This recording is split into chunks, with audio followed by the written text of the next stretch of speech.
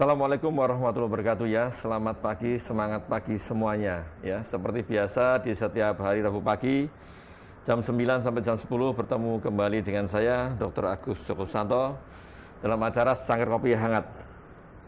Acara Sangkar Kopi Hangat ini seperti biasa akan membahas apa itu penyakit autoimun ya. Penyakit autoimun dipandang dari berbagai macam aspek ya. Bisa nanti dari nutrisinya, dari komplikasinya, efek sampingnya, dan efek samping pengobatan dan sebagainya.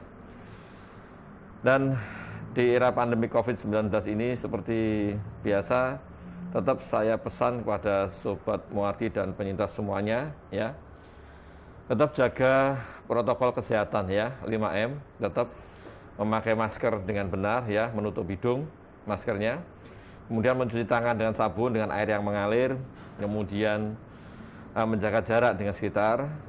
Yang keempat adalah mengurangi mobilisasi umum ya, kemana-mana ya. Kalau nggak perlu sekali, nggak emergensi, sebaiknya di rumah saja ya. Dan yang terakhir adalah menghindari kerumunan ya. Kalau habis aktivitas segala macam, olahraga baik, tetapi kalau setelah olahraga terus berkerumun itu jadi tidak baik, apalagi dengan masker dilepas dan bercakap-cakap, nanti timbul klaster yang baru ya. Dan harapan kita adalah pandemi COVID-19 ini segera berakhir dan kita bisa hidup dengan yang new normal ya, new normal atau era baru ya. Walaupun sekarang memang sudah ada vaksinasi COVID-19 yang sekarang sudah dicanangkan oleh pemerintah dan ini sedang berjalan ya. Mungkin sampai akhir tahun ini berjalan untuk semua biar tercover oleh vaksin, tetapi vaksinasi bukan segalanya. Jadi dengan vaksinasi terus tidak serta-merta kita jadi lebih kebal ya. Orang setelah vaksinasi tetap masih bisa terkena, sehingga protokol kesehatan tetap harus dijalankan ya. Cuman salah satu cara untuk mengurangi akibat ataupun terkena COVID-19 ini. Sebelumnya kan saya sapa dulu nih dari Alergi Imunologi Internasional ya. Selamat pagi semuanya. Baik di Instagram maupun Facebooknya, silahkan join, silahkan bergabung. Nanti 1 jam ke depan seperti biasa kita akan membahas terkait autoimun ya. Untuk hari ini sangat menarik sekali karena hubungannya dengan faktor ataupun kondisi yang kita harapkan bersama, yaitu bulan Ramadan ya. Dan juga ini dari Sobat Muarti nih, dari Facebook, Instagram maupun YouTube-nya Rumah Sakit Dr. Muarti ya. Selamat pagi semuanya ya. 1 jam ini silahkan bergabung, silahkan join, silahkan menyapa mumpung di bulan Ramadan ini. Nah, topiknya ini sangat menarik sekali ya, sangat menarik sekali. Sayang kalau dilewatkan. Dan karena ini jam 9 sampai jam 10 adalah jam kerja, jadi tidak usah kecewa kalau nggak bisa ikut secara live. Nanti hasil live streaming ini bisa dilihat kembali di YouTube maupun Facebooknya Rumah Sakit Dr. Muarti ya. Nanti jadi yang topik-topik sebelumnya juga sudah ada, tinggal di upload kemudian dilihat aja ya. Tapi kalau bisa ikut live lebih bagus karena kan bisa ikut bertanya ya, memberikan masukan dan sebagainya ya. Hari ini kita akan menghadirkan seorang narasumber yang sangat luar biasa ya. Beliau ini memang kompeten di bidang permakanan ini, permakanan ya, permakanan pergizian. Nutrisi gizi ya. Jadi memang beliau itu kompeten di bagian makanan yang gizi. Di makanan ada yang gizi tidak. Nanti biar ditanya disampaikan oleh beliau. Jadi makanan yang bergizi yang mana sih? Makanan yang tidak bergizi yang mana sih? Nah, ini gunanya kita menghadirkan seorang narasumber yang pas di bidang permakanan, pergizian ya nanti. Apalagi di bulan Ramadan ini dan khususnya ini untuk yang penyintas autoimun ya. Hari ini kita akan membahas nutrisi yang baik, yang mana bisa dipilih untuk terutama yang penyintas autoimun selama bulan Ramadan ya. Untuk nyingkat waktu kita hadirkan narasumber kita hari ini, beliau seorang dokter spesialis gizi klinik ya. Ini panggilannya setahu saya sih kalau panjang enaknya manggilnya pendek, Dokter Indra ya, atau Dokter Indrawati ya. Silakan dokter. Ya ini dia Dokter Indrawati ya, spesialis gizi klinik. Selamat pagi Sobat Muarti sekalian. Terima kasih dokter diundang di Sangkar Kopi. Iya, Sangkar Kopi Hangat. Ini memang, tapi mohon maaf nanti untuk yang Ramadan ini memang judul acaranya sih secangkir kopi hangat, tetapi yang ada adalah secangkir hangat saja, kopinya enggak ada. Puasa dulu ya dok. Iya, puasa dulu nih. Gimana dokter Indra? Sehat-sehat ya kabarnya? Alhamdulillah, Sehat ya. dok. Terus ini Tetap udara fit juga ya, di Dok. luar. Iya. Iya, Sudah vaksin ini juga ya? iya sudah. Nah, vaksin ini kita sudah vaksin ya untuk sobat Muadi penyintas autoimun sekalian. Nanti ada masanya ya. Oke. Jadi kalau kita mumpung memang awal sih memang masih tenaga kesehatan dan sebagainya ya, lansia dan yang usia-usia yang ada pilihannya, nanti semuanya akan tercover. Jadi nggak usah misalnya kok saya belum sih, jangan ya. Dok, ini kan masalah gizi ini memang sangat menarik ya. Ini mungkin sebelumnya ini kan perkenalannya kurang panjang nih, Dokter Indra ini bekerja di Rumah Sakit Muadi kira-kira udah berapa tahun, terus mendalami gizi klinik ini kan harus mungkin sobat Muadi pengen tahu nih sebenarnya gimana nih. Ya maka ini ya dok, kenalan dulu ya dok, karena tidak kenal nanti tidak Iya, sayang ya dok. sayang betul. Ya. Alhamdulillah saya sudah bekerja di Muadi sudah hampir 12 tahun ya dok. 12 tahun ya, lama sekali ya. Alhamdulillah ini bisa kembali bergabung kembali setelah menimba ilmu ya dok. Mudah-mudahan di Muadi ini saya bisa membantu dokter Agus, Iya. terutama mungkin di bidang gizi, bisa menangani pasien-pasien Muadi ya dok. Iya, betul sekali. Ini beliau ini memang melanglang buana dulu untuk mencari ilmu. Memang demi semuanya, untuk demi semuanya sih, ya, terutama untuk penyintas autoimun, sobat Muadi dan Rumah Sakit Dr. Muadi ini. Bagus. Dok, ini kan sejam ke depan kita akan membahas masalah bagaimana sih puasa ya, puasa yang baik kan. Kalau kita puasa hubungannya dengan nutrisi juga ya. Iya, betul. Masih ada nutrisinya, makanan harus apa yang dipilihkan untuk terutama ini karena saya kopi hangat untuk penyintas autoimun, mungkin untuk yang spesifik ke penyintas autoimun, tapi nanti tidak ada salahnya kalau untuk yang secara umum tadi ya. Betul. Tapi sebelumnya ini kita sapa dulu nih yang dari Salsabila ini dari Samarinda ya sudah hadir ya. Oke, selamat pagi Samarinda. Ngargoyoso oke ya, kemudian dari Jawa Tengah nih hadir ya. Berlawang juga nih yang Madiun. dari Madiun dan ini juga banyak ya. Nanti memang kadang kita tidak bisa nyebutkan satu persatu, banyak sekali ya. Nanti dari Instagram, dari Alergi Imunologi Inter Solo ya. Ini dari Mbak Fairul Nur ya, ini memang setia sekali dari Singapura ya. Nanti silakan bertanya ya, yang dari Singapura. Sekarang Singapura dengan Solo kan dekat sekali jaraknya ya, ini aja. Ini kan dekat sekali. Lewat HP udah tahu nih. Ya, kemudian sekarang hadir ya. Palembang ya juga hadir ya. Terima kasih sekali ya. Oke. Dokter Indra, ini kan mungkin terkait puasa nih. Ini kita kembali ke topik. Nah, ini mungkin Dokter Indra bisa menyampaikan dulu sebenarnya itu beda enggak sih antara yang penyintas autoimun dengan yang orang umum ini kira-kira ini untuk faktor makanan ini harusnya nih. Atau nanti bisa nyampaikan dulu. Tadi saya cerita ada yang makanan, ada yang bergizi, ada yang enggak ini. Silakan Dokter Indra. Baik. Memang menarik ya kalau kita berbicara tentang Ramadan ini ya, karena ini ada suatu bulan yang memang ditunggu-tunggu karena cuma 1 bulan aja dok dalam 1 tahun gitu ya. Dan di sana memang ada perintah kita untuk berpuasa, terutama di sini ya kita lihat perintahnya dalam Al-Baqarah ayat 183 ya. Slide dulu, ganti slide dulu. Oh, iya, sebentar ya. Jadi perintahnya pada hai orang-orang yang beriman diwajibkan laksanakan berpuasa. Berarti kan di sini tidak terkecuali bagi penyintas autoimun ya dok ya. Cuman seringkali mereka juga bertanya-tanya, apa boleh saya berpuasa gitu ya? Apakah aman saya berpuasa? Jangan-jangan nanti saya puasa malah kambuh penyakit saya, atau mungkin yang punya DM tipe 1 khawatir ya, jangan-jangan gula saya nanti malah tidak terkontrol seperti itu. Dan ternyata ada beberapa penelitiannya dok yang meneliti tentang ini ya, tentang keamanan puasa Ramadan bagi penyintas autoimun dok. Ternyata ada beberapa yang meneliti dok. Di sini terlihat misalnya Goha Rifar dan kawan-kawan itu menyelidiki tentang dampak puasa pada aktivitas penyakit SLE.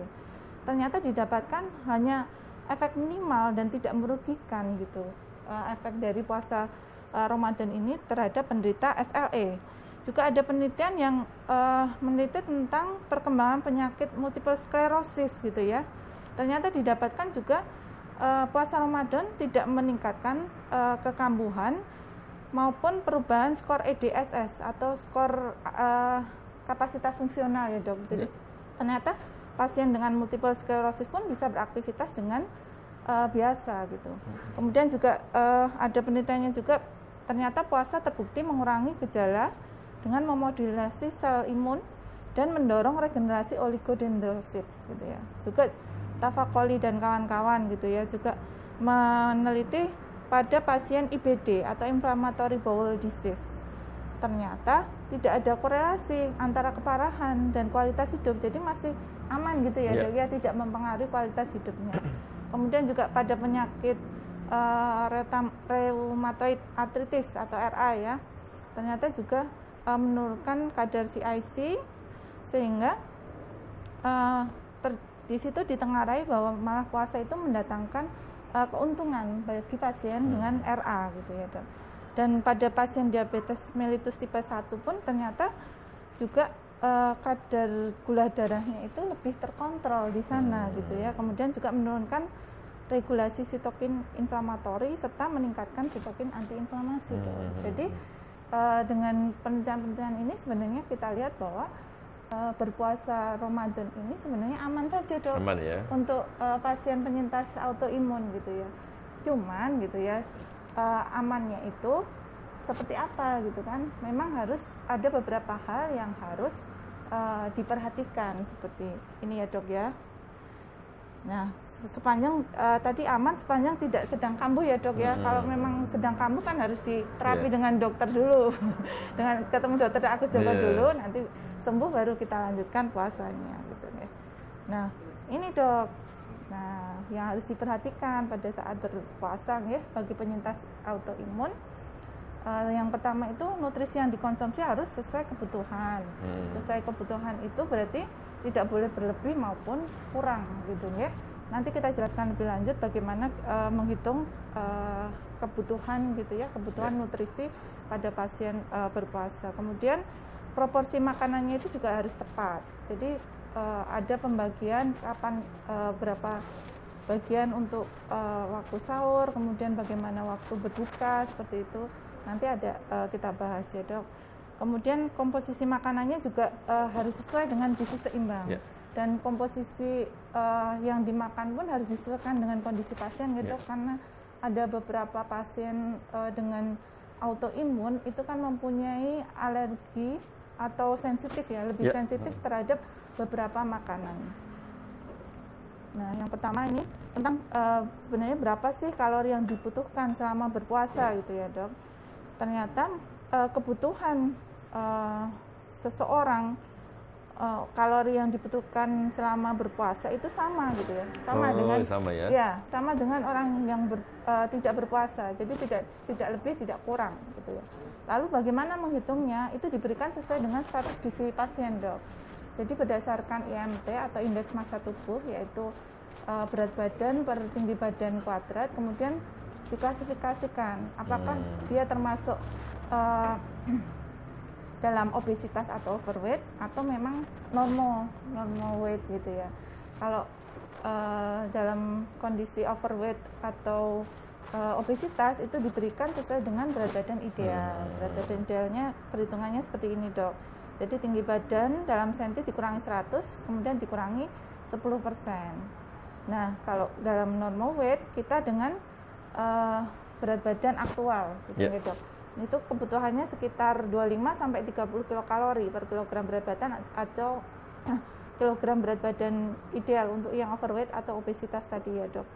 Jadi kalau misalnya ada pasien dengan berat badan 50 kilo gitu ya, kemudian kondisinya dia normal weight, berarti bisa kita berikan sekitar 1.500 gitu ya dok ya.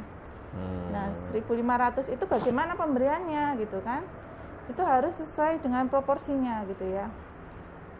Kira-kira untuk sahur itu kita hanya butuh 40% aja dok. 40% dengan makan utama ya. Makan utama itu berarti ada nasi, lauk, sayur gitu, itu buah gitu ya. Kalau dari 1.500 berarti kan kurang lebih 600 kilokalori dok. 600 kilokalori. Kemudian untuk yang sisanya gitu kan, yang 50% itu saat buka puasa, kemudian yang 10% itu makanan ringan setelah tarawih. Oh iya, iya. Ya, jadi untuk yang buka puasa itu nanti dibagi lagi. Jadi sebelum saat maghrib cukup dengan makan ringan saja 10% ya. Kalau kira-kira tadi kita butuhnya 1.500 kan berarti paling 150 kilokalori aja ya. Dok. Itu paling bisa kurma gitu ya. Kurma yang kecil-kecil itu bisa sampai 6. Tapi kalau yang gede itu yang middle itu Dok, paling cuma 3 aja Dok. Oh 3 itu cukup ya? Iya itu tinggi ternyata Dok kalorinya. Iya. Kalau kita itu sudah kurma 3 itu ditambah es buah, esnya itu sudah 30%. Pola aja Dok, 1 mangkok itu ya Dok. Itu bisa sampai 350 kilokalori Dok. Jadi kita hanya butuh sebenarnya sebelum saat maghrib boleh makan kolak aja udah cukup ya? Iya. Makan kolak itu pun separuh aja Dok sebenarnya. Yang dibutuhkan hanya separuh aja. Nah nanti mungkin sisanya yang separuh yang tadi setelah sholat tarawih tadi Dok, 10%.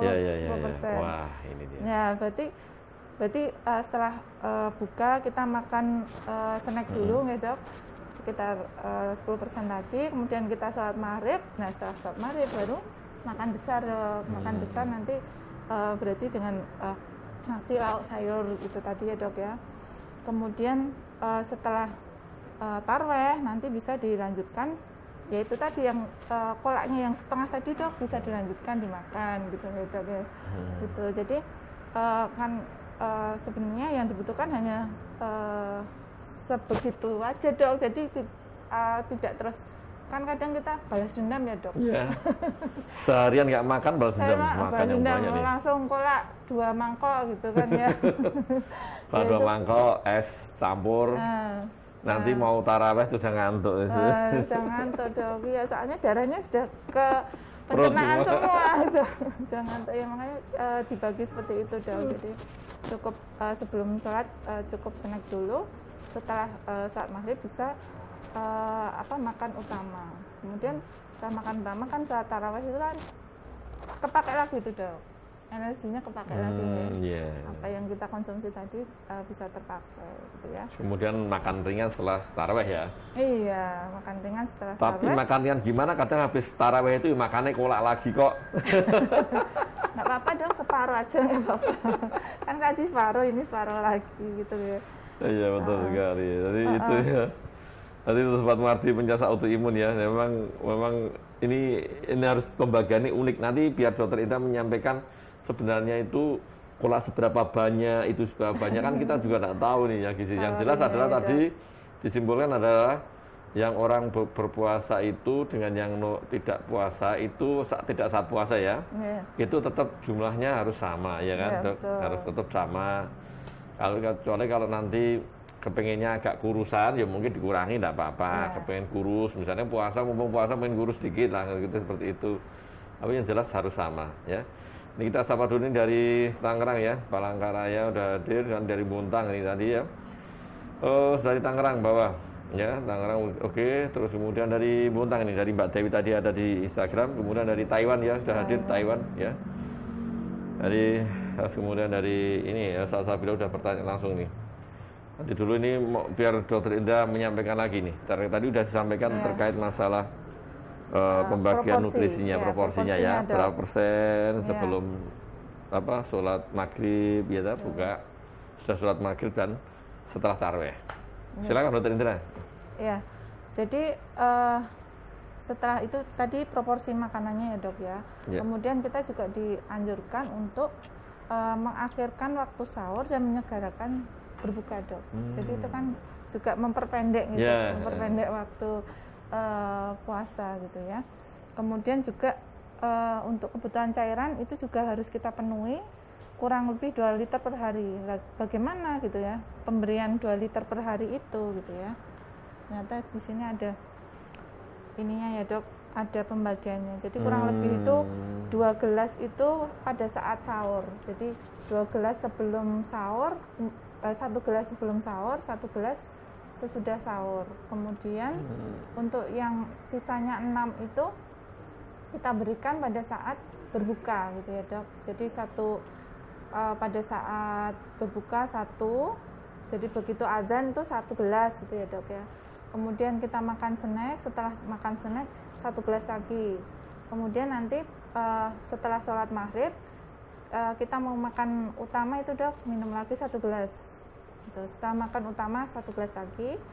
Kemudian untuk yang 1 gelas lagi sebelum snack makan snack yang malam, kemudian 1 gelas lagi sebelum tidur gitu dok. Jadi apa ya istilahnya, apalagi di dalam kondisi panas seperti ini ya dok, itu kan diupayakan bisa terpenuhi 8 gelas ini gitu, karena resiko terjadi dehidrasi karena kita kan tidak makan dan minum selama berpuasa itu dok ya. Gitu. Itu ya pembagian 8 gelas tadi, 8 gelas. Yeah. Tadi 3 tadi ini penting ini 8 gelas nih. Ya nanti pokoknya sobat Muardi sama penyintas autoimun ya, 8 gelas sehari. Tadi saat buka puasa 1 ya dok. Iya, 1. Kemudian tadi apa? Saat buka puasa, saat azan setelah sholat maghrib 1. Kemudian setelah buka puasa 1 ya. Kemudian sebelum isya 1 gelas. Setelah isya, setelah sholat tarawih ya 1. Dan sebelum berangkat tidur 1. Jadi udah 6. Yang 2 nanti bangun tidur pagi hari sahur itu 1. Kemudian setelah sahur juga 1. Jadi 8. Sudah 8 gelas ya. Tapi ya dilihat jangan cuman dok 1 udah 8 gelas tapi kok lemes ya. Iya gelasnya gelas loki kecil itu ya enggak. Ya palingnya 2 liter. Jadi kan setiap gelas beda-beda dok ya. Jadi intinya patokannya adalah ini aja. Cara paling gampang itu 1,5 liter botol gede itu plus 1 yang 600 cc itu untuk sehari semalam harus habis ya. Betul, itu aja paling gampang cara untuk mengukur menakar ya. Betul. Daripada nanti gelasnya gelas beda-beda dok, 1 gelasnya gelas gede ada yang jumbo, tapi dia cuma gelasnya ada gelas kayak gini sekecil, 8 ya sama aja. Ya berarti yang 600 mili itu untuk yang sahur ya dok. Ya, untuk yang 1.500 untuk yang dari buka puasa sampai menjelang tidur. Ya. Bagus itu nanti cocok ya. Ya, insya Allah dehidrasi. Ya. Kemudian selain proporsinya tepat gitu ya dok, untuk komposisi makanan juga harus diperhatikan gitu ya. Ya, komposisi makanan untuk pasien dengan autoimun secara umum gitu ya, maksudnya tanpa hipersensitivitas terhadap makanan tertentu, itu mengikuti gizi seimbang, panduan gizi seimbang ya dok. Ini gambar piramida gizi seimbang. Jadi di sini yang paling bawah itu ada sumber karbohidrat dok, ada jagung, nasi, gitu nggih. Kemudian tepung gitu ya, roti di situ, kentang. Kemudian yang atasnya itu sumber vitamin dan mineral. Jadi ada buah-buahan, sayuran gitu. Kemudian yang atasnya ada sumber protein. Jadi dari hewani maupun nabati gitu ya. Kemudian yang atas ini untuk konsumsi gula, garam gitu nggih. Kemudian bagaimana gitu ya penerapan dari piramida gizi seimbang ini gitu. Nah, itu tergambar dari panduan piring makanku ini, Dok. Jadi dalam satu piring itu kan ini dibagi menjadi 2 ya, yang separuh itu terdiri dari sayur dan buah, kemudian yang separuh lagi dibagi 2, yang seperempat itu sumber karbohidrat, yang seperempat sumber protein, baik protein hewani maupun nabati. Nah, contoh menunya seperti ini dok. Ini contoh saja ya dok, nggak harus seperti ini ya dok. Oh, iya. Jadi kalau pas makan sahur gitu ya, setelah minum air putih tadi, kita bisa makan dengan komposisi makan utama ya dok, ada nasi gitu ya, ada lauk, dari nabatinya dari tahu, kemudian hewaninya dari ayam, kemudian dengan sayur-sayuran, dengan jeruk, ini buahnya, kemudian dengan susu. Boleh dengan susu, boleh enggak ya, karena ada yang suka, ada yang enggak. Atau mungkin ada yang kadang tuh problem yang terbanyak itu kadang ini, saya tuh nggak biasa makan pagi, nggak biasa sarapan gitu. Jadi kalau makan tuh kayak gampang Besesek ya? besesek gitu ya karena nggak biasa makan pagi. Nah itu sebenarnya bisa diakali dok. Jadi kan untuk sumber karbohidrat itu kan nggak selalu nasi. Iya. Jadi mau roti bisa, gitu kan? Roti bisa dengan mungkin dikasih telur di sana, Iya. dengan sayuran gitu bisa, gitu ya. Nah kemudian untuk snack berbuka bisa dengan puding buah atau kolak pisang, gitu ya, atau kurma. Jadi di sini bisa dengan buah-buahan yang banyak airnya, gitu ya dok. Bisa pepaya, melon, semangka seperti itu. Kemudian untuk makan malam seperti sahur tadi ya dok, dengan makan utama ada nasi, sumber protein hewani, nabati, kemudian sayur-sayuran dan buah. Kemudian snack makan bisa silakan mau kue atau mau tambah susu, seperti itu boleh. Bisa, dok. Oke. Itu Ini aja untuk- dulu. Mm-mm. Terus ini Dokter Indra, ini ada tanya ini terkait Iya. tadi masalah sudah masuk nutrisi soalnya. Iya. Dari Wanawan ya. Dok, ini saya bulan kemarin endoskopi hasilnya gastritis antrum ya, gaping pylorus dan arteri vena malformasi. Tapi tidak dibiopsi. Apakah artinya tidak ada autoimun karena tidak dibiopsi? Apa itu termasuk tahap yang parah? Bolehkah puasa? Ini aja yang ini bolehkah ini puasa ini kira-kira ini dengan gastritis antrum. Jadi misalnya kayak sakit emah lah, ada Iya. peradaan ya sariawan kecil di dalam lambung iya, ini. iya. Nah, gimana ini, Dokter Indra nih? Ini boleh puasa enggak kira-kira nih? Mungkin lihat gejalanya juga nggak dok ya? Iya. Apakah gejalanya berat atau tidak gitu? Mungkin dengan kondisi gastritis antrum ya, gastritis antrum.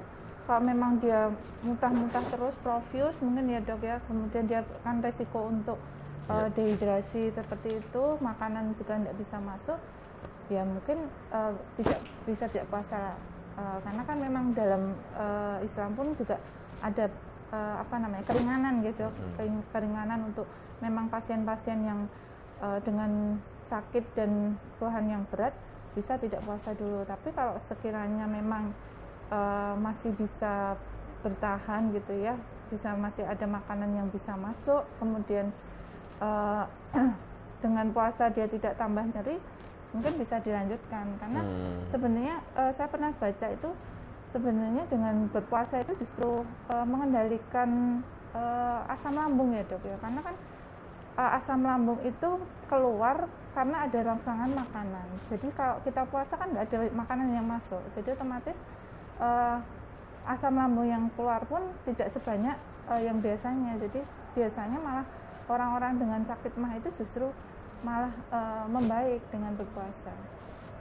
Itu dok. Iya, betul Mungkin ada sekali. Jadi tambahannya, seperti Dok. itu, Mbak Wanawan ya. Iya. Ini betul. Tetapi memang ini harus juga yang penting adalah kontrol emosi ya. Kadang kan tadi sudah sampaikan Dokter Indra bahwasanya memang betul lambung kita itu kalau ada makanan itu terangsang, dia asam lambungnya keluar. Tetapi kalau kita sudah seperti itu, psikisnya masih jalan terus, stresornya masih tinggi ya kan, terus kemudian kecapean, kontrolnya sering pemarah, lah itu asam lambungnya juga ikut naik. Makanya kenapa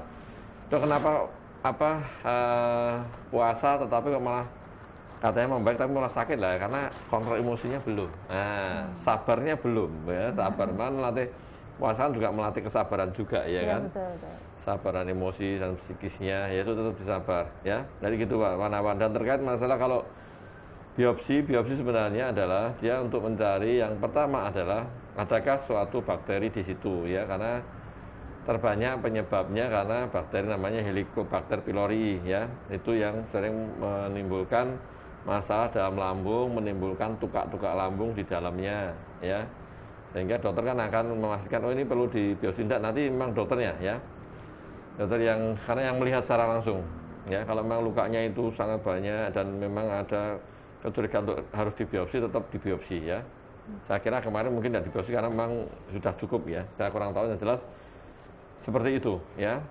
Dan termasuk yang autoimun, kita tidak bisa membuat seperti itu. Jadi autoimun memang ya, kalau memang tidak ada istilahnya itu penyakit yang lain ya, penyakit mendasari, terus kemudian tidak ada pola hidup yang jelek ya, Nah itu mungkin masih kita pikirkan suatu autoimun di Caster ya. Tetapi memang harus butuh pemeriksaan macam-macam ya. Tapi setidaknya dengan gambaran seperti ini bisa anggap suatu gambaran kalau orang sampaikan itu sakit mah kan seperti itu ya, sakit lambung. Walaupun memang penyebabnya banyak ya, penyebabnya banyak. Tapi intinya seperti itu ya. Puasa tadi sudah sampaikan Dokter Indra. Sebenarnya sih kalau orang yang gastrik puasa boleh, kalau saya juga setuju boleh. Cuman harus hati-hati, cara makmi yang dirubah yang harus hati-hati. Dan sementara tetap harus memakai obatnya harus diminum ya. Obat untuk lambung tetap harus diminum karena apapun tetap butuh obat yang untuk kontrol asam lambung ya. Itu tetap digunakan. Jadi tetap puasa, sahur yang baik, terus buka yang baik, hindari makanan yang betul-betul yang bisa merangsang lambung itu dihindari. Ya, terus kemudian obat rutinnya jangan lupa diminum. Terus hindari stres, berbahagialah. Itu biasanya seperti itu saya. Ya. Itu penyintas autoimun seperti itu. Ya, apalagi penyintas autoimun kalau mohon maaf kalau penyintas autoimun ya Dok, itu orangnya kan baperan. Jadi memang penyintas autoimun itu lebih sensitif semuanya. Jadi sensitif hatinya, pikirannya, ototnya, tulangnya semua lebih sensitif. Baperan ya. Positif thinking aja Dok. Iya, kadang sok nangis tanpa sebab bisa ya. Jadi ya memang semuanya, apalagi udah baperan kena penyintas autoimun tambah baperan. Tambah parah. Iya, jadi seperti itu ya. Ini tadi dari Merauke ya, sudah hadir, ini sudah lengkap nih dari Merauke, ini yang belum dari Medan sama Aceh nih yang belum. Jadi dari Sabang sampai Merauke ini udah gabung nih, dari Merauke tadi udah bergabung juga. Selamat pagi, semoga di Merauke juga aman-aman ya. Tadi yang dari Taiwan, moga Taiwan kan, kalau Taiwan setahu saya memang lebih maju dibanding kita dan kayaknya di sana juga sudah hidup normal ya tanpa sebenarnya tidak kenal imbas dari COVID ya, karena memang disiplin sekali ya, masyarakat disiplin sekali. Gitu ya Mas Wan ya. Nah, dari Salsabila nih, Assalamualaikum ya, waalaikumsalam ya, Assalamualaikum dokter-dokter hebat ya. Saya mahnya lagi kambuh dokter. Yang saya tanyakan apakah mah itu kalau kambuh nyerinya sampai ke pinggang? Karena saya ada juga HNP dan piriformis sindrom ya. Soalnya nggak bisa bedakan. Terima kasih dokter. Ya. Nih. Baiknya periksa aja ya Dok ya. Iya, waalaikumsalam ya Mbak Salsabila. Jadi gini ya, kalau kambuh jarang sekali kalau sakit lambung sampai ke pinggang. Ya, sampai ke belakang bisa ya. Memang dijalankannya bisa sampai ke tembus ke belakang. Tapi setahu saya kan dia di atasnya pinggang ya. Kalau lihat ya dari lambung itu nanti digeser ke belakang aja, ditarik garis lurus ke belakang, lah itu letak di mana nyerinya itu dijalarkan ya. Tapi kalau lebih di bawahnya, di bawah dari posisi lambung, berarti bukan dari lambung ya. Itu bisa karena punya dari HNP. Ini HNP-nya kemungkinan besar letaknya di mana. Kalau letaknya HNP ini di lumbal, ya itu berarti pinggangnya sakit karena HNP-nya, ya.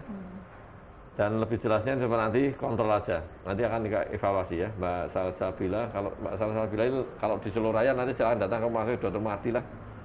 Biar kita lihat. Menemui Dokter Agus Joko langsung, silahkan. Iya. Insya Allah bisa membantu ya Dok.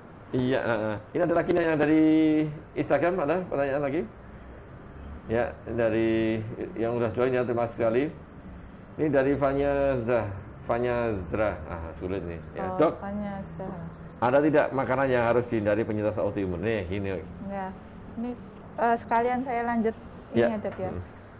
Jadi sebenarnya secara umum kalau memang penyintas autoimun tidak mempunyai hipersensitivitas terhadap makanan tertentu, sebenarnya tidak masalah, sama saja komposisi makanan yang dimakan sama dengan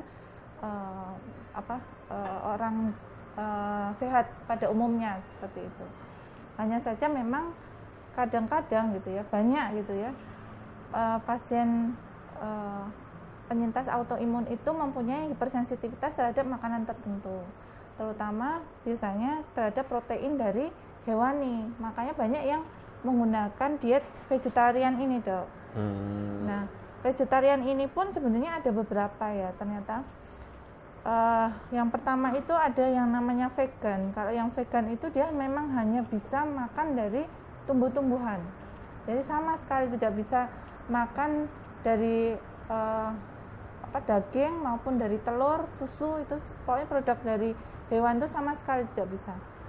Tetapi ada juga yang namanya lacto vegetarian. Kalau lacto vegetarian ini dia masih bisa makan susu atau produk olahan dari susu gitu ya. Tapi kalau daging, telur, ikan itu dia tidak bisa. Kemudian juga ada yang namanya ovo vegetarian. Nah, ini dia masih bisa telur gitu ya. Kemudian dengan makanan yang dari tumbuh-tumbuhan, daging, unggas, ikan, susu tidak bisa. Kemudian lacto ovo vegetarian berarti dia masih bisa selain dari tumbuh-tumbuhan, dia masih bisa dari susu, produk olahan susu maupun dari telur gitu ya. Yang tidak bisa dia daging, unggas, ikan. Kemudian kalau pesco itu masih bisa ikan, susu maupun telur. Kalau yang flexitarian ini yang disebutnya semi vegetarian, karena sebenarnya dia masih bisa daging, cuman hanya beberapa saja gitu, dalam jumlah yang terbatas seperti itu. Nah, kalau memang penyintas autoimun mempunyai hipersensitivitas seperti ini gitu ya, dia berarti kalau memang dengan diet mau dengan diet vegan, berarti memang komposisi makanannya disesuaikan, berarti memang harus dari tumbuh-tumbuhan, baik sumber karbohidrat, protein maupun lemaknya dari tumbuh-tumbuhan gitu ya. Kalau lacto vegetarian berarti dari sumber lemak maupun proteinnya bisa dari susu maupun produk olahan susu seperti itu. Begitu juga dengan ovo vegetarian berarti sumber proteinnya dari telur dan dari tumbuh-tumbuhan ya, seperti kacang-kacangan seperti itu ngedok. Kemudian lacto ovo berarti masih bisa susu, bisa telur sebagai sumber proteinnya dan lemak seperti itu. Jadi ini hanya kekhususan aja ya dok. Jadi tidak semua penderita autoimun harus diet seperti ini gitu. Memang lebih baik lagi kalau memang mengalami gejala seperti misalnya makan tertentu, dia merasa perutnya melilit, kembung atau mungkin diare, lebih baik sih melakukan ini ya dok ya, kayak semacam tes sensitivitas gitu ya. Cuman memang harganya tidak murah gitu ya. Jadi kalau memang ada hipersensitivitas berarti nanti kita atur dietnya gitu ya. Nanti mungkin bisa berkonsultasi dengan kami di Muarti seperti itu ya. Atau ini juga kadang ada yang namanya penyakit celiac disease, dia itu memang sensitif terhadap gluten. Gluten itu protein yang terdapat dalam gandum dan jelai. Jadi kalau makan itu dia makan gandum dan anak-anaknya gitu ya, kayak mie, roti, pasta, cake, dia akan menimbulkan biasanya perut melilit, kembung gitu ya, terus kadang sampai diare seperti itu. Nah itu berarti harus menghindari produk-produk tadi, roti, mie, pasta tadi, kemudian bisa mengkonsumsi yogurt, jagung, beras gitu ya, kentang, daging, kacang, susu, oat atau buah-buahan masih bisa seperti itu. Jadi tidak memang kalau penderita autoimun itu unik ya dok, unik, personalize banget. Jadi kalau untuk pengaturan dietnya itu tergantung kondisi masing-masing orang, tidak sama gitu. Tapi kalau memang tidak ada sensitivitas terhadap makanan tertentu ya silahkan aja dengan gizi seimbang tadi ya dok. Dengan lauk, sayur, buah-buahan seperti yang tadi saya ungkapkan. Jadi gitu ya, si Fanya ya, Mbak Fanya. Saya tambah juga tadi sudah sampaikan Dokter Indra, itu memang seperti itu ya. Roti ya, kalau sering ditanyakan para penyintas autoimun, dok boleh makan roti? Tidak boleh ya. Jadi masih boleh, tetapi seperti sering saya sampaikan adalah kenali diri sendiri ya, kenali diri sendiri. Jadi yang tahu kondisi ya adalah dirinya sendiri ya, bukan orang lain. Jadi mungkin yang dimakan si A, kok itu si A makan bagus, untuk tubuhnya bagus, iya, si A, si B, si C nanti berbeda ya. Jadi kalau ada masukan dari teman itu sebagai gambaran kita dulu aja. Jadi jangan langsung serta-merta kita telan, kita makan semuanya sama. Jangan, karena setiap orang beda-beda, individual ya. Jadi sudah disampaikan Dr. Indra ya. Jadi individual sekali setiap antara orang satu dengan satunya, sehingga yang penting adalah kenali diri sendiri ya. Alergi itu yang tahu adalah dirinya sendiri dan Allah saja. Lainnya tidak ada yang tahu ya. Jadi memang seperti itu, apalagi iya yang merasakan, apalagi yang intoleran nggak tahan itu juga bisa ya. Yang nggak boleh apa? Nomor satu yang alergi. Jadi Mbak Fanya, yang nggak boleh dimakan oleh penyintas autoimun adalah kalau memang punya riwayat alergi terhadap itu sudah dihindari ya. Yang kedua kali intoleransi nggak tahan dengan makanan itu, berarti tetap dihindari ya. Yang ketiga kali kalau memang sudah ada tes ya tadi, tes terkait masalah alergi apa dan diketahui ada, dan itu dihindari ya. Sudah sampai lagi Dokter Indra, kalau memang saya lihat gluten free itu kalau memang sering makan gluten nanti bisa jadi bodoh tuh lama-lama ya. Jadi celiac disease iya nanti. Oh, kok bisa dong? Ya, nah kan perbanin jelek nanti. Oh. Jadi seperti itu ya. Suci Ramadhani nih. Assalamualaikum dok. Ini izin bertanya, saya seorang penyintas MG nih, myasthenia gravis nih. Sekarang masih mengkonsumsi obat Mestinol 5 kali sehari dan metil 3 kali 1. Yang ingin saya tanyakan bagaimana cara mengatur waktu minum obatnya selama Ramadan. Gini, waalaikumsalam ya Mbak Suci Ramadhani, sekalian saya baca nih. Jadi Mestinol, metil sebaiknya 3 kali 1 itu yang paling baik ya. Saran saya adalah 2 di pagi sahur dan dosisnya jadi 3 kali 4 ini maksudnya 3 kali 1 apa yang 4 mili atau 8 mili saya kurang tahu jelas. Kalau pembagiannya adalah yang 2 dosis itu di saat sahur, yang 1 dosis di saat buka. Karena memang paling bagus adalah di saat pagi itu lebih besar dibanding saat sore ya untuk metilnya. 2 pagi, sore 1 ya. Terus untuk Mestinol memang tidak jamak, jarang sekali, memang setiap orang juga individual ya, individual sekali. Jadi Mestinol itu bisa dipakai 2 kali, ada 3 kali, ada yang 4 kali, ada 5 kali ya. Bisa coba aja nanti 3 kali aja. Jadi buka puasa, terus kemudian nanti jam 10 malam sama sahur ya. Jadi bisa seperti itu pembagiannya Mbak Suci ya. Untuk yang Mestinol, atau kalau saya senangnya adalah 2 kali ya. Jadi 2 bisa 3 kali, 3 tablet yang sore, terus kemudian 2 tablet yang pagi hari. Berbalikan dengan yang metil yang 2 pagi, sore 1 ya. Jadi itu cara baginya biar tetap bisa puasa. Oh ini yang 8 mili ya, 8 mili. Berarti 8 mili masih tinggi ya Mbak Suci ya. Nanti ini saya tahu apakah sering MG-nya sering kumat ini ya Mbak Suci ya.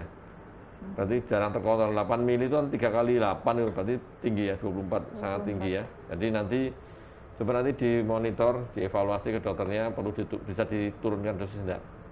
Karena kalau 24 mili dengan Mestinol 5 kali berarti Mbak Suci ini sering kumat, sering flare ini berarti ya. Berarti kurang apa tadi, berbahagialah. Nah, ke mall sekarang belum bisa sih soalnya, ke mall juga tidak susah. Kalau wanita kan diajak ke mall seneng, tapi lebih susah kalau. Tapi kalau nggak beli apa-apa nggak seneng. Nah itu tadi. Jadi harus dibelikan dok. Jadi kalau flare bawa ke mall, berangkat ke mall seneng, tetapi pulangnya jadi flare lagi kalau nggak bawa tentengan. Nah repot. Flare itu. Contohnya ada Mbak Mary juga sama itu. Juga sama itu ya seperti itu ya. Ini dari T-Selo nih. Dari Instagram Wardi ya. Makanan yang direkomendasikan untuk penyintas autoimun yang puasa apa saja dokter nih? Mungkin bisa diulang lagi nih.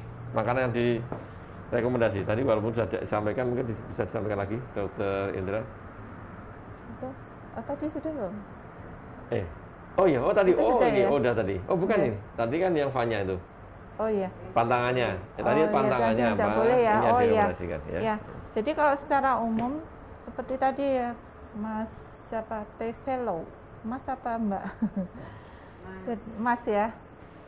T-Selo ini ya. Jadi kalau secara umum sebenarnya kalau tidak menderita hipersensitivitas terhadap makanan tertentu, itu kita mengikuti gizi seimbang ya Mas.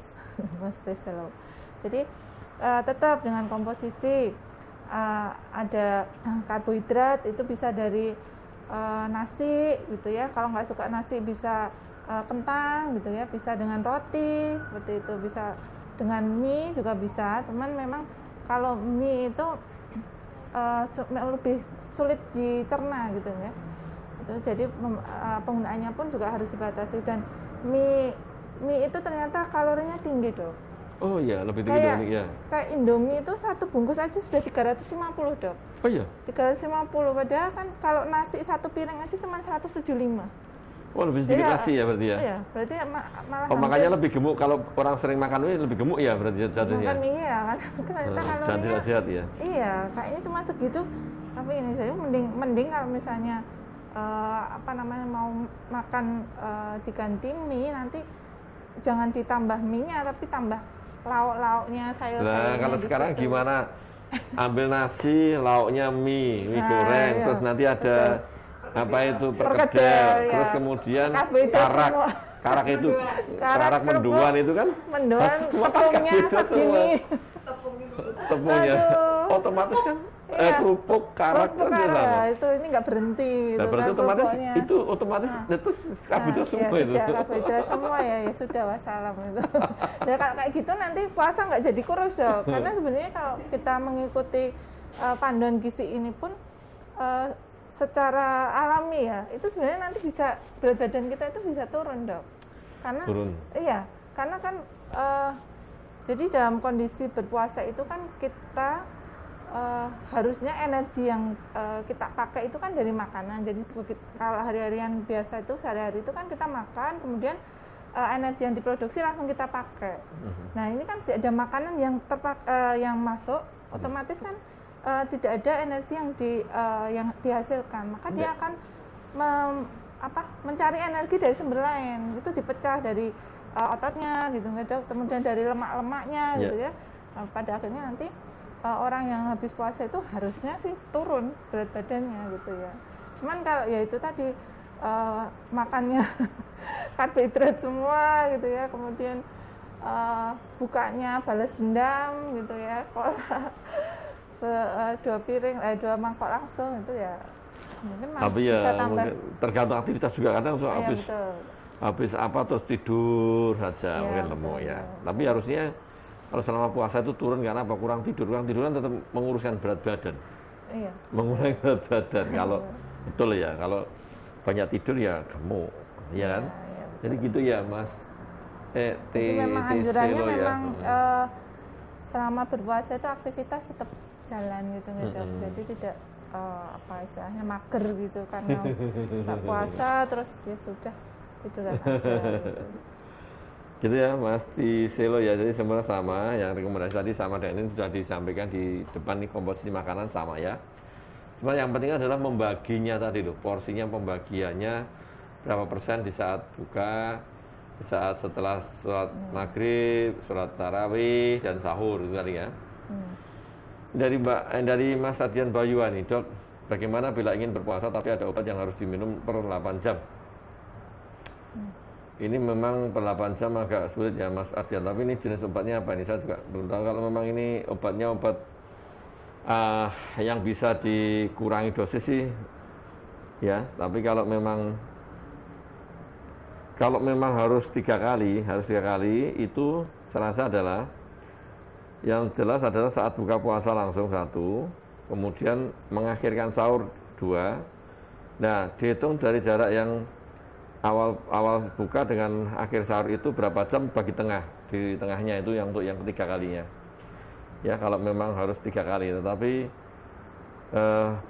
sekarang tuh banyak obat yang memang sekarang tuh long acting ya, kerja panjang sehingga lebih enak, sehingga kadang bisa dibelah cuma hanya 2 kali ya, karena cuma hanya 1 kali ya. Yang 3 kali seperti itu ya Mas Ardian ya. Jadi bisa kalau memang harus 3 kali, awal puasa, awal buka, akhir sahur ya, berarti udah 2, separuh itu berarti yang di tengah-tengahnya itu yang dosis ketiga itu ya. Dan nanti lebih baik konsultasi ke dokternya apakah ini bisa dikurangi atau direduksi terkait masalah obat yang per 8 jam ini, apakah cukup per 12 jam, jadi bisa buka dan sahur gitu Mas Ardian. Ada lagi yang dari Instagram tadi ya. Oh, ini dari Mbak Dian, Mika nih, dari Jepara ya, hadir ya kemarin ya. Ini kita ketemu saya nih di Jepara nih.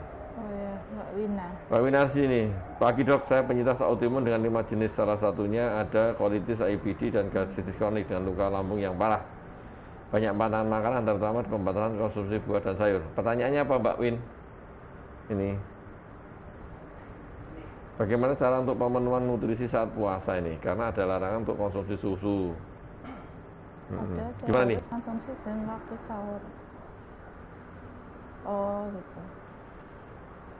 Maksudnya ini lebih suka Milo gitu ya? Oh iya, iya jenisnya nih. Padahal tidak boleh konsumsi susu. Susu. Ya, Ya. ya berarti bisa dengan makanan-makanan selain pantangannya itu ya Mbak ya? Bisa dengan nasi, berarti nasi kan masih bisa ya ini ya? Nasi dengan apa namanya? Mungkin seratnya nanti bisa dari buah-buahan kalau memang sayuran. Oh ada ya konsumsi buah dan sayur, berarti untuk kalau ada memang pembatasan konsumsi buah dan sayur berarti dipilih buah dan sayurnya yang tidak dipantang itu gitu ya. Kemudian kalau nasi memang bisa ya berarti tetap dengan nasi. Kemudian untuk proteinnya tetap dengan protein hewani maupun nabati, kan di sini nggak ada ya. Karena sebenarnya kalau susu itu juga cuman tambahan saja sebenarnya, tidak dikonsumsi pun nggak masalah seperti itu. Ya. Dari Mbak Win, mungkin karena sukanya minum susu ya. Nanti Mbak Win bisa dicoba ini jenis makanan yang lain dulu ya. Kalau Ya. yang ya, tapi namanya manusia pengennya itu Dokter Indra, ini aneh-aneh. Maksudnya memanjakan mulut itu loh kan beda ya kan. Jadi kan maunya jadi tetap ada susu iya. gitu ya. Iya, Atau iya. nanti saya juga bisa ini jawab seperti ini. Ini cara paling gampang untuk tidak mempengaruhi lambung ya. Ya mohon maaf, misalnya gini, ambil susu ya, Milo. Itu ambil 2 sendok, langsung dimasukkan dalam mulut, ditahan di dalam mulut 5 menit. Setelah itu baru ditelan. Nah, masih mendapatkan rasa susunya, tetapi tidak mengganggu lambungnya. Nah, itu solusinya ya. Jadi gitu. Dalam porsi sedikit ya, aja itu. Kan yang kita merasakan itu kan cuma di mulut. Sampai sini ke bawah sudah tidak ada sarafnya, ya kan? Iya. Jadi misalnya pengen pedas, pengen pedas tapi lambung nggak kuat, gampang. Ambil lombok itu dipotong bluk, ya. Terus ditotol di lidah, totol lidah. Kan pedasnya masih ada. Tetapi kan tidak merusak lambung. Nah, sensasi kan yang penting sensasi pedasnya ada. Ini jadi sensasi rasa susunya ada dalam rongga mulut, tetapi tidak mengganggu lambung, gitu paling gampang. Jadi dapat win-win solusi. Bisa dicoba, ya. Ini dari saya Mimi ya. Dokter Agus, bedanya tukak lambung, gastris erosif dan gastris antrum bagaimana dok? Lebih berbahaya mana di antara ketiganya? Bahayakan jika dipaksa untuk puasa dok?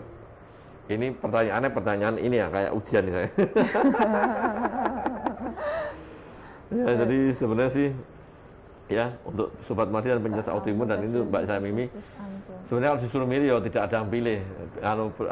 Bedanya berbahaya mana ya, semua berbahaya ya, sama-sama semua bisa kalau memang kondisinya. Jadi ini cuma tempatnya aja ya.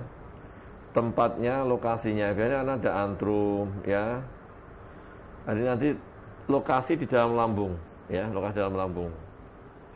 Tapi kalau yang tukak itu memang lebih dalam dibanding yang erosif ya, tukak. Namanya tukak seperti kayak sariawan itu. Sariawan itu sebenarnya juga tukak itu, tapi tukak ya. Nah, tukak ini khasnya kalau dia tuh semakin dalam kan bisa merobek pembuluh darah, jadi nanti bisa keluar darah, sehingga kadang sok muntah darah ya, sama buang air besarnya hitam ya, bisa seperti itu. Nah, terus kalau yang erosif biasanya kan dia masih lapisannya belum sampai dalam sampai pembuluh darah ya, erosif aja. Jadi mengenai mukosa aja ya. Erosif. Kalau suruh pilih mana ya enggak ada yang dipilih, enggak ada yang bagus ya. Berbahaya mana, semua berbahaya lah ya. Soalnya apa, kalau walaupun sudah cuma mukosa yang kena ya, misalnya erosif, tapi kalau kita mohon maaf tuh gegabah, makannya amburadul, pola hidupnya nggak dirubah ya tetap bisa jadi parah nantinya ya.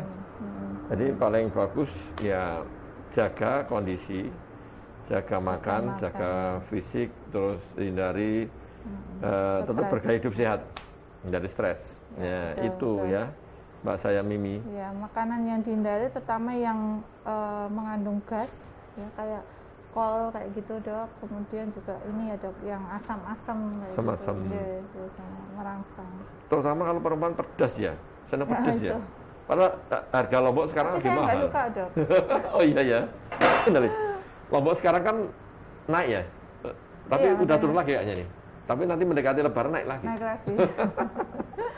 Iya, trennya Ini dari Facebooknya Mardini, Iya. dari Mbak Eni Caihong ya, dari Anda di mana, dari Muntang tadi ya. Selamat pagi dokter, anak saya baru terdiagnosis penyintas Graves ya, disease. Oh, Saya sendiri juga penyintas AI karena berat badan anak saya keturunan. Maka anjuran ahli gizi sehari terus harus mengkonsumsi 2.200 kalori. Wih, saya agak kesulitan mengatur kalori sebanyak ini. Karena anak saya lebih suka makan sayuran, dianjurin banyakin gorengan dan manis untuk meningkatkan kalori. Saya agak khawatir apakah tidak mempengaruhi kesehatan mendatang dengan konsumsi seperti ini. Anak baru berusia 16 tahun ya. Menurutnya belum ada dokter yang menangani autoimun. Selama ini saya konsul ke Surabaya karena masa pandemi sudah 1 tahun lebih belum bisa ke Surabaya ini. Oh, dari Muntang ya. Memang untuk di Kalimantan, seluruh Kalimantan memang belum ada konsultan alergi imunologi ya. Memang konsultan alergi imunologi adanya masih di Sumatera. Sumatera pun adanya di Medan, di Padang, Palembang. Di Jawa itu adanya di Jakarta, Solo. Nah, malah Solo ada, Solo, Surabaya. Ya, sama kalau di Sulawesi, luar Jawa ada Sulawesi Selatan, Sulawesi Utara ya. Selain itu belum ada semuanya. Sehingga memang agak sulit nanti. Kalimantan belum ada ya. Jadi ini gimana nih dokter Indra nih terkait masalah ini dia harus, ini saya juga takjub nih, konsumsi 2.200 kalori besar sekali itu. Iya, padahal kalau kita lihat tadi ya Dok, untuk pemenuhan kalori itu kan kita memakai IMT tadi ya Dok ya. Iya. Kalau sebanyak itu, dan kita hanya membutuhkan paling cuma 25 sampai 30 kilokalori saja gitu per hari per kilogram berat badan. Nah, itu berat badan anak berapa ya? Kalau 16 tahun kan mungkin juga enggak terlalu ini juga ya, enggak terlalu besar juga biasanya ya.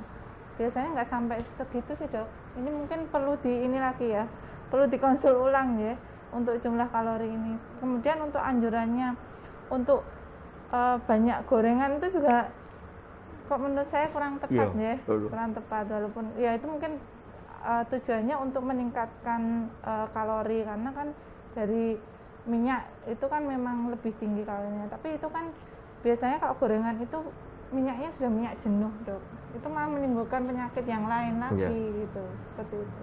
Untuk yang jumlah ini mungkin nanti disesuaikan ya Bu ya, sebenarnya berat badan dia masuk golongan status gizi yang mana, kemudian kebutuhannya paling hanya 25 sampai 30 kilokalori per kilogram berat badan atau kilogram berat badan ideal kalau untuk pasien overweight atau obesitas gitu.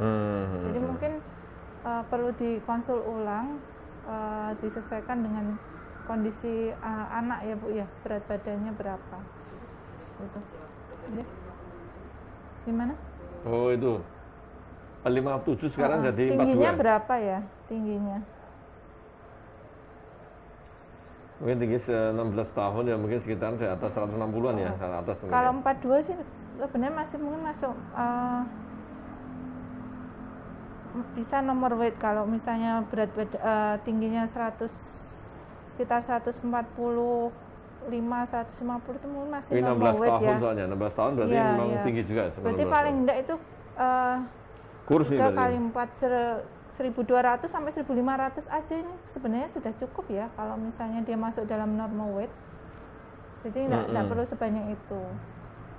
165 ya. 165 berarti kurus. Ya. Ini masuknya kurus. Mungkin jadi energinya ditingkatkan. Jadi mungkin dia pakai yang 40 kilokalori. Nah, itu memang bisa kita memang targetkan lebih ya Bu ya untuk mengejar berat badan seperti itu. Tapi itu memang secara bertahap, tidak bisa langsung dengan 2.200 seperti itu. Mungkin agak kesulitan ya biasanya. Itu nanti bisa bertahap. Jadi mungkin dari 1.200 seperti itu, atau paling tidak ini. Jadi kebiasaan dia makan itu seberapa, nanti kita tambah 500 kilokalori. 500 kilokalori itu paling ini ya dari satu porsi makan itu ya ada nasi, lauk, sayur itu bisa kita tambahkan per hari 1 porsi itu. Dan nanti kalau itu sudah bisa memenuhi, biasanya kita kontrol itu 2 minggu sekali. Jadi 2 minggu sekali kita kontrol, kalau memang sudah bisa mengkonsumsi seperti itu, nanti kita naikkan lagi 500 kilokalori lagi gitu. Jadi untuk mencapai makanan setinggi itu 2200 kilokalori itu kita berikan bertahap, tidak langsung seperti itu ya. Jadi lihat kemampuan anak juga seperti itu. Itu Dok. Iya, dari Bu Erni Caihong ya sudah sampaikan Dokter Indra. Ini saya tambahkan nih, yang penting adalah ini, yang perlu diingat adalah Bu Erni ya, untuk Sobat Muardi dan penyintas autoimun. Kenapa dia putranya itu turun drastis? Karena memang ada penyakit Graves tadi ya. Jadi nomor 1 adalah dikontrol dulu penyakit Graves-nya ya. Minum obatnya harus rutin ya, minum obat harus rutin, nanti dipilihkan oleh dokter ya. Yang akan mengontrol bagaimana penyakit gondoknya ini tertangani, hormonnya bisa terkontrol dengan baik. Kita makan sebanyak apapun, sedikit apapun, kalau hormon gondoknya masih tinggi terus sulit, nggak bisa ya, jadi tetap kurus. Makanya karena penyebabnya gondok hormon ini harus ditekan, ditekan dengan obat-obat penekan hormon gondok ya, sehingga metabolisme tubuh itu akan menurun ya. Harapannya kita makan sesuai tadi sudah sampaikan Dokter Indra, tidak usah banyak, saya juga setuju, tidak usah banyak, tidak usah segitu. Porsinya cukup tadi 1.500-an ya, 1.700. Tapi dengan kontrol hormon gondok, pengalaman saya merawat pasien-pasien seperti ini, dalam sebulan itu bisa naik 2-3 kilo. Setiap bulan 2-3 kilo dia akan naik terus ya, bertahap. Kita tidak boleh naikkan langsung drastis, tidak boleh ya. Karena tubuh kan kompensasi dulu. Ya, dia kan harus yang awalnya kurus terus kemudian langsung dibuat gemuk sulit, nanti jantung, organ-organ belum siap. Itulah kenapa nanti bertahap, naikannya bertahap. Jadi jangan, ya mohon maaf, misalnya ada sapi gelonggong kan, buat gede di gelonggong beda cerita. Ya, ini jangan, ini seperti di gelonggong ya, jangan ya. Jadi sebaiknya sesuai itu aja kalori. Yang terpaling penting tadi ngontrol hormonnya dulu ya. Nanti hormon kontrol, nanti naik sendiri, lihat aja nanti, bagus sekali nanti ya. Itu Mbak Erni ya, nanti karena memang waktu ya ini terasa memang ada 1 jam ya Dokter Indra ya. Dan cepat ya Dok. Iya, untuk penyintas autoimun ya, yang belum ikut ya, untuk khusus penyintas autoimun ini ya. Jadi untuk yang Sobat Muardi, kalau bukan penyintas autoimun tidak boleh ikut dalam grup komunitas autoimun. Jadi kita punya grup WhatsApp-nya di 0852 8206 2239 ya. Saya ulangi ya, ada grup komunitas autoimun. Nanti untuk khusus yang penyintas autoimun saja di 0852 8206 2239. Silakan ikut bergabung ya. Nanti bisa sharing segala macam dan bisa ikut tahu terkait masalah autoimun. Dan hasil rekaman live streaming ini seperti tadi saya sampaikan di awal, bisa dilihat kembali di Facebook maupun YouTube-nya Rumah Sakit Dr. Muardi. Jadi tidak usah kecewa. Dan kalau sudah dilihat, diapakan nanti? Kalau sudah dilihat adalah biasanya diapain Dokter Indra? Kalau sudah dilihat ini, jangan lupa diapain? Jangan lupa like, follow, subscribe ya, dan share. Share ya, karena insya Allah di Sanggar Kopi Hangat ini kita menghadirkan narasumber yang kompeten di bidangnya, dan sehingga tidak ada hoax. Jadi silakan di-share sebanyak-banyaknya, silakan ya. Jadi apapun Sanggar Kopi Hangat ini ya tidak ada hoax ya, jadi tenang aja. Dan nggak terasa tadi Dokter Indra ya, mungkin karena waktu udah nggak memungkinkan, udah 1 jam ya. Mungkin ada sedikit pesan dari Dokter Indra untuk yang penyintas autoimun maupun Sobat Muardi terkait masalah puasa ini dengan nutrisinya, gimana? Ya, harapannya para penyintas autoimun ini bisa menjalankan puasa dengan aman, dengan sehat ya, dengan beberapa kiat tadi ya, dengan memperhatikan dari mulai jumlah kalori yang diberikan, proporsi maupun komposisinya. Jadi harapannya ya seperti dalam penelitian tadi Dok, justru puasa itu akan membawa dampak yang baik untuk para penderita autoimun. Seperti itu Dok. Ya. Terima kasih Dokter Indra, dan seperti itu tadi, puasa baik untuk semuanya, termasuk juga yang untuk autoimun ya. Dan terima kasih Dokter Indra atas waktunya ya, di acara hadir di acara Sanggar Kopi Hangat ini. Dan nanti insya Allah kita hadirkan kembali Dr. Indra ya di acara Senior Kopi Ya, Hangat insya dengan Allah. topik yang berbeda. Ya. Dan terima kasih untuk Sobat Muadi dan penyintas autoimun sekalian yang sudah ikut bergabung join di acara ini. Dan insya Allah kita akan bertemu di Rabu depan di sama jam 9 sampai jam 10 ya. Di acara yang sudah dikenal ya, secangkir kopi hangat ya. Bersama saya Dr. Agus Sukosanto, dan nanti topiknya akan berbeda, dan silakan nanti mengusulkan topik ya. Sekali lagi terima kasih Dr. Indra. Sama-sama, Dokter. Dan terima kasih semuanya. Selamat pagi semuanya. Akhirul kalam. Wassalamualaikum warahmatullahi wabarakatuh. Waalaikumsalam.